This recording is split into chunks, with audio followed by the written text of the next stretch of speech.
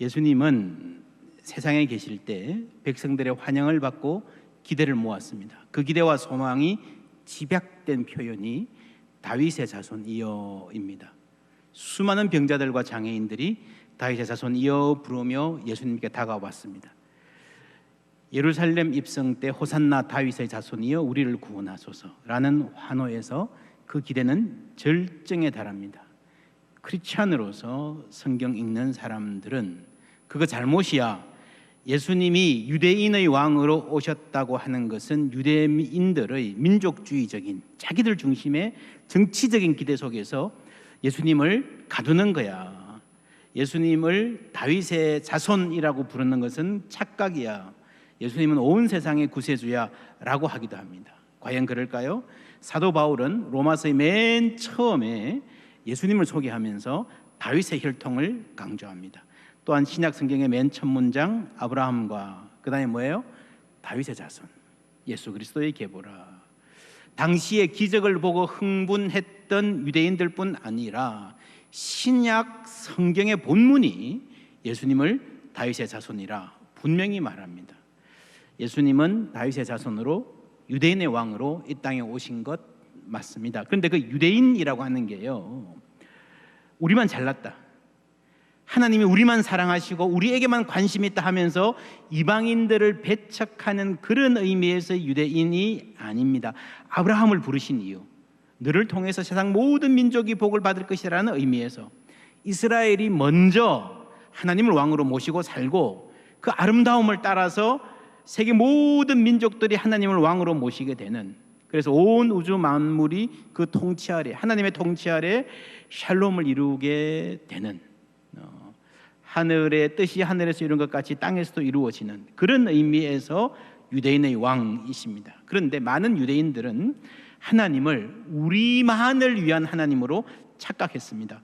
사실 그렇게 착각할 수 있는 여지가 구약 성경에 있습니다. 여호수아서도 알고 보면요, 이스라엘을 넘어선 세계 구원을 향하고 있다는 것을 알 수 있습니다. 이 전쟁의 이야기는 이스라엘이 타 민족을 정복하고 이기는 이야기가 아닙니다. 하나님께서 가나안 땅의 죄악을 심판하시는 이야기예요. 이스라엘은 여러분 그 심판의 도구에 불과합니다. 그러니 이스라엘이라고 해서 전쟁하면 무조건 이긴다, 하나님이 언제나 이스라엘 편만 들어준다, 아니에요. 이스라엘도 범죄하면 하나님이 심판하십니다. 아간의 이야기 여러분 보시면요, 하나님이 자기 백성들은요 잘 봐주는 게 아니고 더 엄격하게 심판하십니다. 그 기준은 율법입니다. 창세기, 출애굽기, 레위기, 민수기, 신명기, 이 전체 율법의 핵심이 홀리하면 어떻다? 해피하게 살 수 있다라 그랬죠.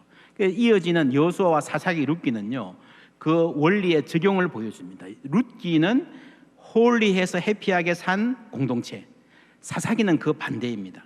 죄지연, 혼란. 사사기하고 룻기, 여러분 크기가 어디가 큽니까? 사사기가 크죠. 여러분 성경의 분량으로만 보아도요, 사람들이 하나님의 뜻대로 순종하고 행복하게 산 역사보다 범죄하고 폭력과 차별을 일삼고 그래서 벌받은 역사가 훨씬 더 많다는 것을 알 수 있습니다. 여러분 뉴스 보시면 세상에 좋은 뉴스가 많습니까? 나쁜 뉴스가 많습니까? 예. 그렇지만 불순종과 혼란의 역사, 그 나쁜 뉴스들 가운데서도 하나님이 사사들을 세워서 도와주십니다. 그 많은 사사들 중에서 마지막 사사가 천하장사 삼손이죠. 강력한 사사입니다. 다른 사사들은요 뭐 전쟁에 능했지만 이 군사들을 모아서 이기는 정도였는데 이 삼손은 혼자서 그냥 다 물려쳐요, 적군들을. 가장 강력한 사사였는데 결과적으로 가장 비참한 사사가 됩니다. The best가 the worst가 되고요, A solution becomes a problem. 해결책이 문제가 되는 거예요. 해결하라고 세워놨는데 그게 더 문제가 되는 거예요. 여러분 그럴 때 있지 않습니까? 집안에 무슨 일이 있어요. 요거를 해결하려면 이거 뭐 해야 되겠다, 누구를 불러야 되겠다, 이 사업 시작해야 되겠다. 해결하려고 시작한 그게 나중에 더 문제가 되는 거예요. A solution becomes a problem. 이 인생의 고통입니다. 이게 사사기예요. 이 사사기의 극도의 혼란, 무엇이 문제였을까? 17장 6절 함께 읽습니다. 그때에는 이스라엘의 왕이 없었으므로 사람마다 자기 소견에 옳은 대로 행하였더라. 똑같은 말씀이 21장에 다시 나옵니다. 이 말을 보면 왕이 없는 게 문제야? 그러면 왕을 세우면 되겠네 생각할 수 있습니다. 과연 그럴까요? 이 질문은 사무엘상이라는 성경으로 이어집니다. 여호수아의 땅에 정착하고요. 그리고 사사시대가 지나고 나서 사무엘 상하, 열왕기 상하 이 네 권이 쭉 진행되는 동안에 왕들의 통치가 이어집니다. 이 사무엘 상이라는 성경으로 넘어가서요, 최고의 사사, 최악의 사사 삼손과 완전히 반대되는 사무엘이 등장합니다. 그런데 이 사무엘도 은퇴가 가까워지니까 백성들이 와서 왕을 세워달라 그럽니다. 사무엘이 상처받습니다. 나와 내 가문을 거부하는 거다. 그때 하나님께 기도한 내용, 우리에게 왕을 주어 우리를 다스리게 하라 했을 때에 사무엘이 그것을 기뻐하지 아니하여. 여러분, 성경에 이렇게 점잖게 번역했지만요, 굉장히 상처받았다는 말이에요. 그래서 기도합니다. 여호와께 기도하매 여호와께서 사무엘에게 이르시되 백성이 내게 한 말을 다 어떻게 하라? 들어주라. 그렇게 해주라는 말이에요. 이는 그들이 너를 버림이 아니요 너가 상처받을 일이 아니야. 상처받아야 된다면 누가 받아야 되는가 하면요, 나를 버려. 내가 버림받았다는 거죠. 그래서 왕을 세워달라라고 하는 거는요, 하나님의 통치를 거부하는 것이다 라고 하나님이 말씀하시는 거예요. 그럼에도 불구하고 하나님은 지난주에도 그랬죠. 허락하세요. 자유를 주세요. 세워주라. 그러나 그 후에 다가올 일들을 엄하게 분명하게 경고하라. 왕이 생기면 그 권력으로 너희들을 보호하고 돌보아 주기보다 압제하는 일이 더 많을 것이다. 그래서 세운 왕이 사울입니다. 여러분, 이스라엘 모든 지파 가운데서 다 후보로 삼아가지고요, 최고의 후보를 고르고 골라서 뽑았어요. 잘 뽑은 것 같아요. 백성들이 얼마나 기뻐했는지 몰라요.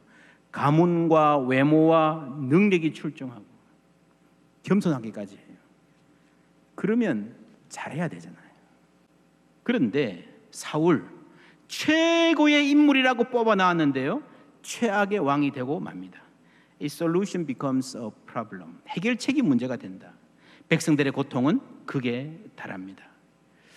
사울과 그 아들이 전쟁에서 비참하게 죽고요, 다윗이 왕위를 이어갑니다. 다시 백성들의 기대가 하늘을 찌릅니다. 오늘 말씀은 이 다윗과 하나님이 맺은 언약의 내용입니다. 13절부터 함께 읽습니다. 그는 내 이름을 위하여 집을 건축할 것이요 나는 그의 나라 왕위를 영원히 견고하게 하리라. 나는 그에게 아버지가 되고 그는 내게 아들이 되리니 그가 만일 죄를 범하면 내가 사람의 매와 인생의 채찍으로 징계하려니와 내가 내 앞에서 물러나게 한 사울에게서 내 은총을 빼앗은 것처럼 그에게서 빼앗지는 아니하리라. 내 집과 내 나라가 내 앞에서 영원히 보존되고 내 왕위가 영원히 견고하리라 하셨다 하라. 아멘. 하나님이 너희 자손의 아버지가 되어주겠다. 그리고 내가 영원히 너의 그 왕조를 지켜주겠다라는 약속까지 하십니다. 다시 언약입니다. 여러분 기억하십니까? 언약의 상호성.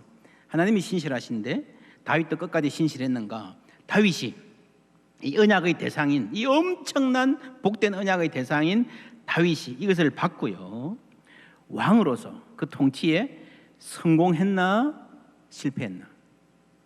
여러분, 다윗은 성공한 왕입니까? 실패한 왕입니까? 성공한 왕입니까? 실패한 왕입니까? 출애굽 후에 주신 율법을 주 내용으로 하는 모세오경은 여호수아의 약속의 땅 정복과 분배로 이어집니다. 이어지는 사사시대는 극도의 혼란을 보여줍니다. 사사시대가 끝나고 왕정이 등장합니다. 백성의 기대를 모았던 사울이 실패하고 다윗의 통치 역시 성공했다고 말하기 힘듭니다. 간음의 죄를 범했잖아요. 그걸 가리려고 충성스러운 부하를, 그렇게 신실한 부하를 살해했잖아요. 여러분, 권력을 이용한 살인은요, 내가 직접 칼을 들어 사람을 죽이는 것보다 몇 배 더 악한 것으로 하나님이 심판하십니다. 왕이 생기면 너희들을 돌보기보다 보호하기보다 앞지 않는 일이 많을 것이다.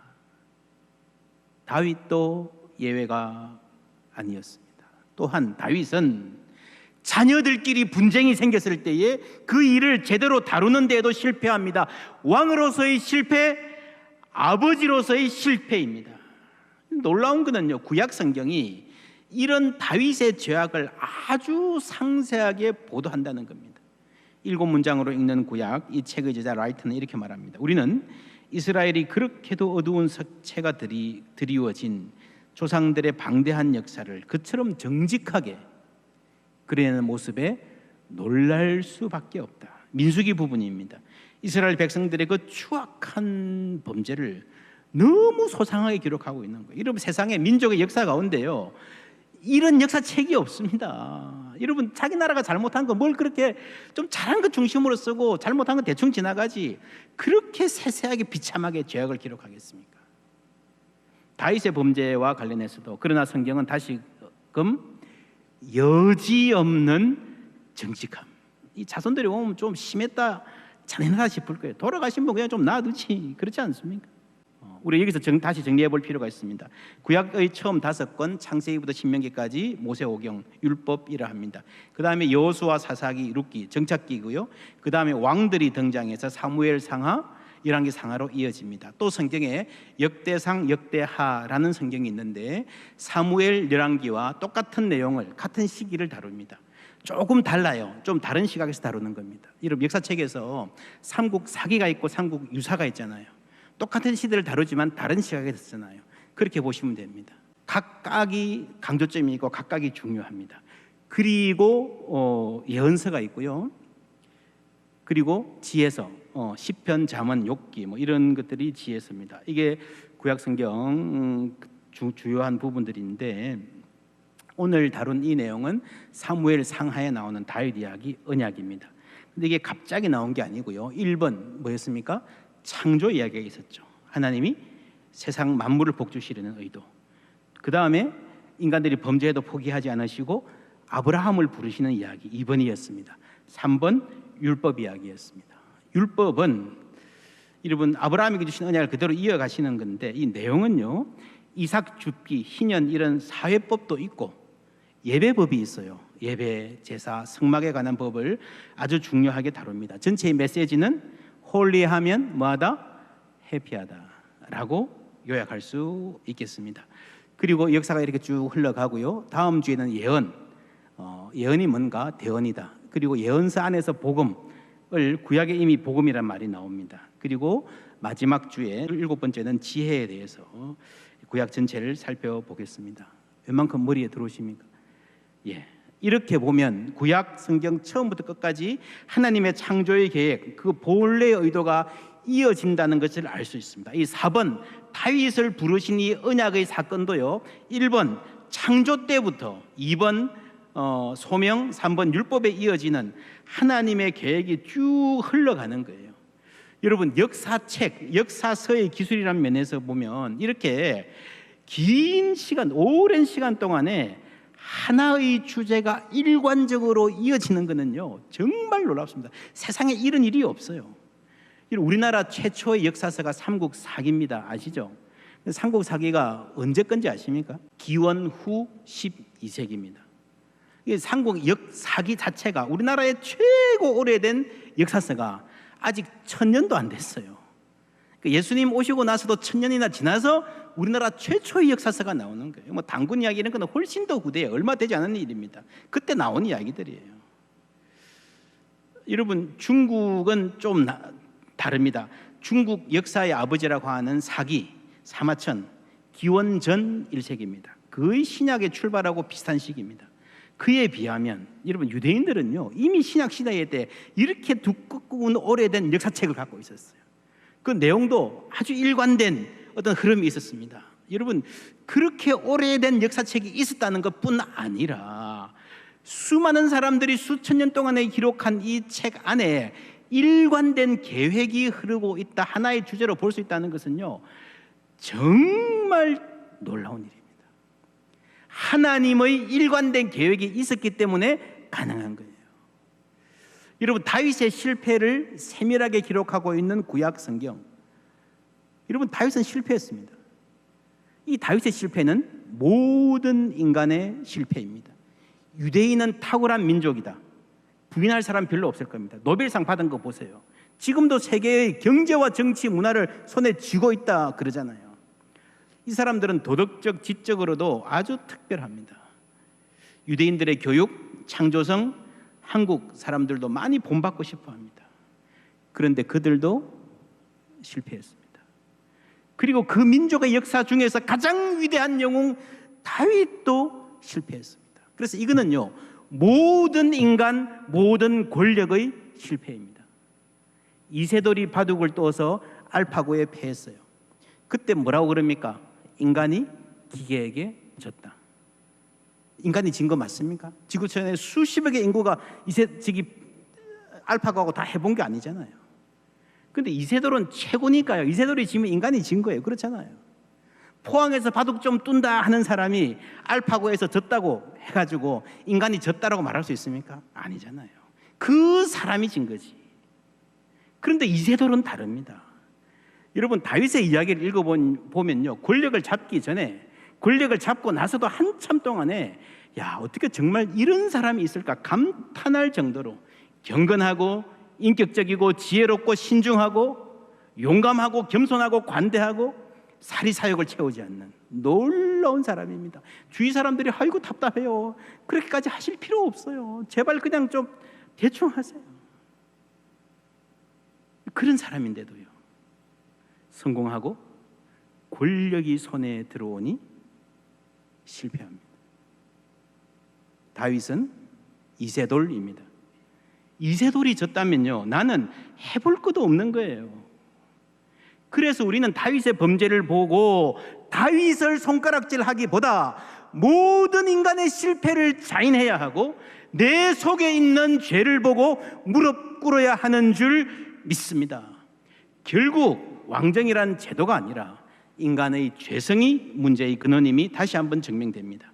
예수님을 다윗의 자손이라 부르며 환호했던 예루살렘 백성은 악한 왕을 몰아내고 선한 사람을 왕으로 세우자 그 구원을 이야기했지만 그게 될 수가 없죠. 예수님은 권력 관계 자체를 변혁하는 것을 목표로 삼으셨습니다. 다윗은 한편으로는 하나님의 다스림을 보여주고 다른 한편으로는 모든 인간의 한계를 대표하는 이중적인 모델이 됩니다. 다윗은 전적인 실패가 아니에요. 절반의 실패예요. 다윗의 성공은요, 하나님의 통치를 받으면 얼마나 멋진 인생, 멋진 나라가 될 수 있는가를 보여주는 거예요. 한편으로 다윗의 실패는 우리에게는 다른 메시아가 필요하다. 다윗의 자손, 그 정도로 인간의 문제가 해결되지 않는다는 이야기입니다. 이 이중적 모델 다윗은 구약과 신약의 이중적 관계를 설명해 줍니다. 예수님은 다윗의 자손입니다. 이 말은 예수님은 이스라엘이 기대하던 그 언약의 성취, 하나님이 아브라함과 다윗과 약속하시던 그 언약을 신실하게 성취한 것이라는 의미입니다. 두 번째로 예수님은 다윗의 자손 이상이다. 이스라엘이 기대했던 범위를 벗어나는 성취이다. 이스라엘이 기대했던 범위를 벗어나는 성취가 여러분 신약에 와서 갑자기 툭 나온 게 아니고요. 다시 이 그림 보시면 1번 창조, 2번 소명, 3번 율법 때부터 4번 언약에 이르기까지 여러분 쭉 이어오잖아요.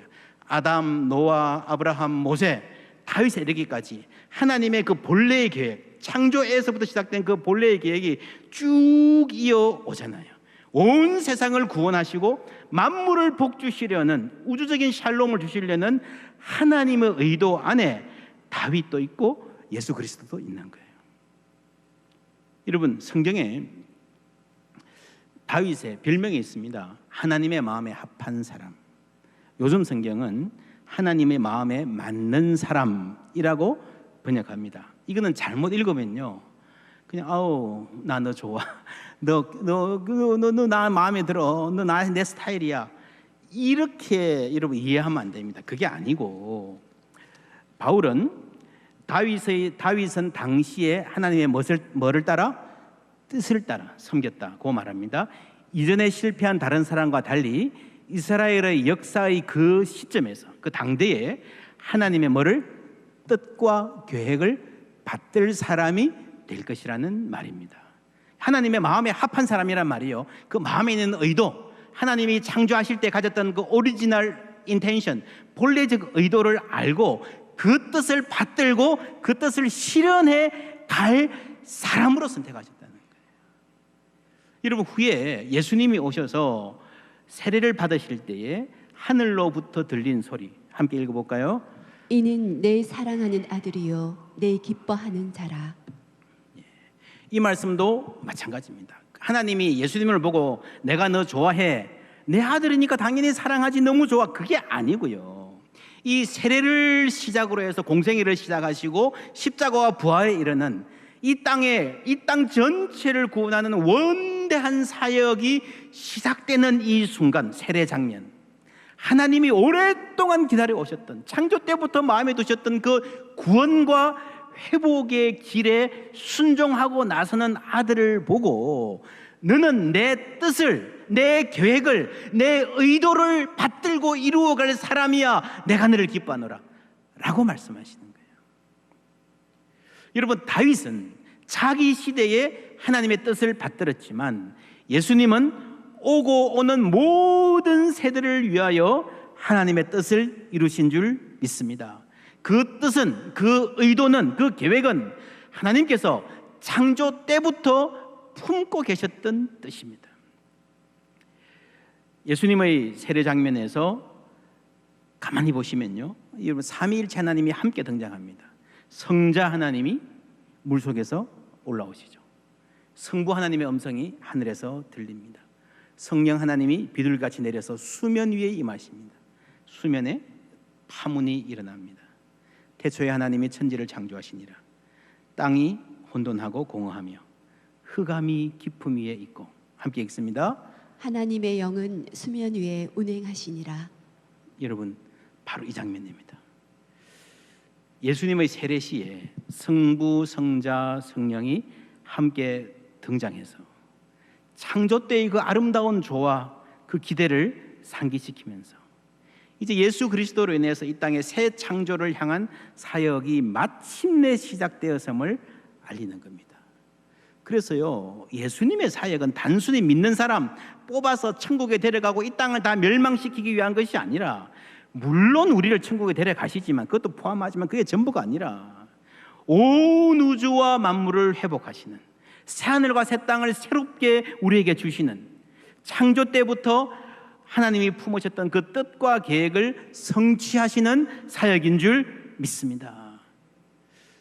우리 역시 이 계획 안에 있습니다. 다윗을 부르시고 아브라함을 부르신 그 하나님께서 우리를 부르신 줄 믿습니다.